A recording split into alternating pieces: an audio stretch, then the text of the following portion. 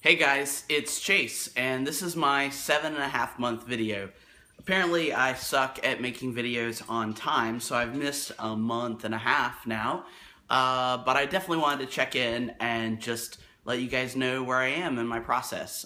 It's been a busy few months, hence not making a video. I have experienced some physical changes in the last few months, but in some ways I feel like they've sort of leveled out. My voice is definitely getting lower still, or has gotten lower in the last couple months. Other physical changes really, like I said, have just sort of plateaued in some way. I think they're still happening, but it's just happening at a much less rapid rate probably. Continuing hair growth, although that sort of seems about normal, maybe a little more. I mean, my face, I'm still just growing a little bit of facial hair, not a lot. I shave it probably once a week or so, and just to get it off my face because it feels weird and I don't necessarily like how it looks.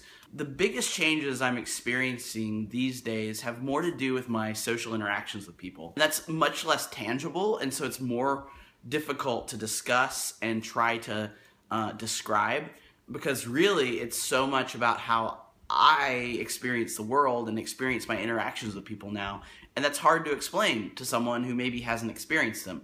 So my hope is that through my talking, those who are going through this transition, whether male to female or female to male, because I think both sides are going to experience some of that social shift that I'm experiencing, that you'll be able to say, oh yeah, I totally get that. That's something I'm experiencing too. Or if you are cisgender and not transitioning, just watching this video because you're curious, or you're a friend of mine or whatever, that it might just open your mind up a little bit to your experience with gender in the world, how you present, and maybe the privilege or lack of privilege that comes along with your particular gender presentation. So what I'm finding is that my interactions with people are starting to change.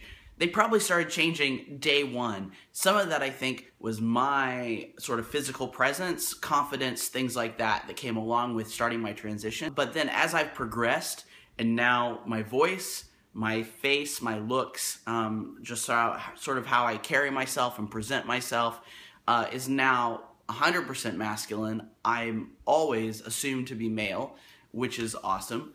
But along with that comes sort of privilege. Not sort of privilege, it carries privilege. I'm a white man, and I am finding that as I go through the world, it's easier for me. Some of that I attribute to just sort of my emotional transformation that I've gone through. I just feel so alive and free and freed up to just exist and be and thrive. And these are things I never felt before. In the past, I honestly felt like I was living day to day, and I didn't know if there was going to be a tomorrow. That's how depressed I was at times. I just didn't know if I could keep on living the way it was. So just the immediate change that came with beginning my transition was this weight felt like it was been lifted, and life just felt easier to me. I think there's something to that. But then I'm also realizing that along with privilege, as now a white man, life is easier. It just is. I feel like doors are open to me that maybe wouldn't have been opened in the past. Even just something simple like walking into stores. People acknowledge me. I definitely have a sense that my opinion matters more in certain circles, that I have a voice, and that I have this right to speak. I'm really trying to be aware of that and realize that just because I have that, and just because people perceive me as man and want to defer to me and hear my voice above others, doesn't mean that I should necessarily exercise that. And that it calls on me to be even more vigilant in checking my privilege and being quiet enough to allow other voices to come up and rise up to the top.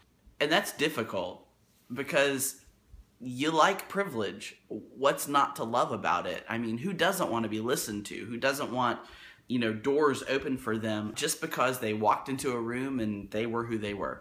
I mean, that sounds awesome. Who wouldn't want that? So it's a real exercise for me to check that. On the flip side of that, there is my transness.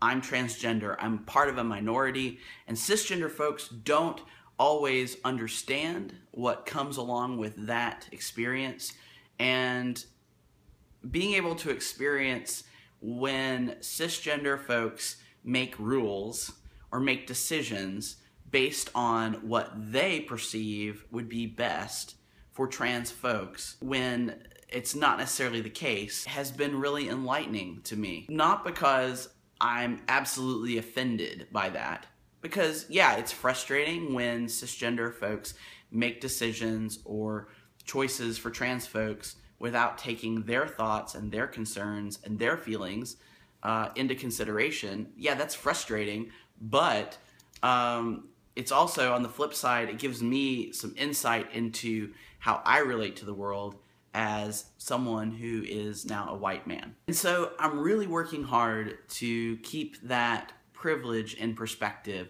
to really check myself and check in and make sure that I'm not just kind of letting that go, because it's important. I want to be able to keep this sort of perspective as I continue my transition, because whether your privilege is because of your gender or your race or your religion or your ability, whatever it is, it's hard to look at that.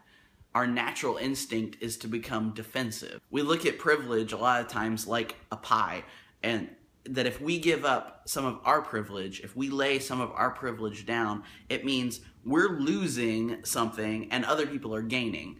When in the reality is that we all gain.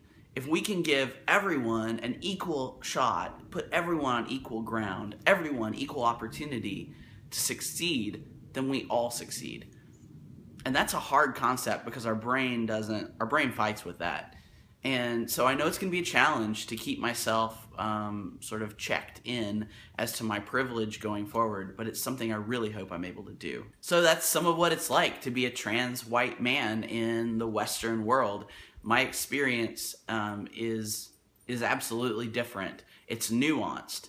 And I can see how it'd be very easy to just go on with my life and not think about sort of the social changes, the relational changes, the interactions, and how they are changing. But that's not how I want to live. I want to continue being a part of change in our world. And that comes through awareness, self-reflection, and then speaking out. So this is really something that I want to be able to continue to do.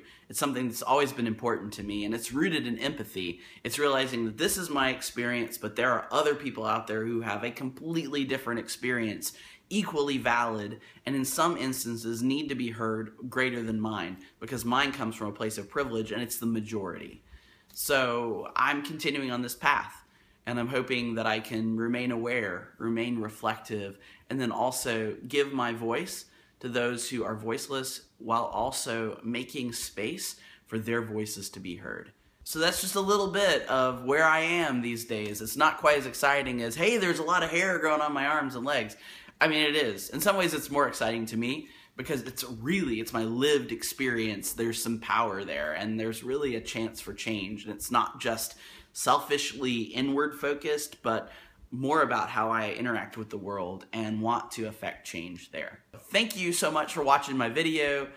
Subscribe to my channel, like the video, leave a comment, let me know how you're doing on your journey, and I will work really hard to make a video sometime in the near future and try to get back on track. But otherwise, have a great day. Thanks, guys.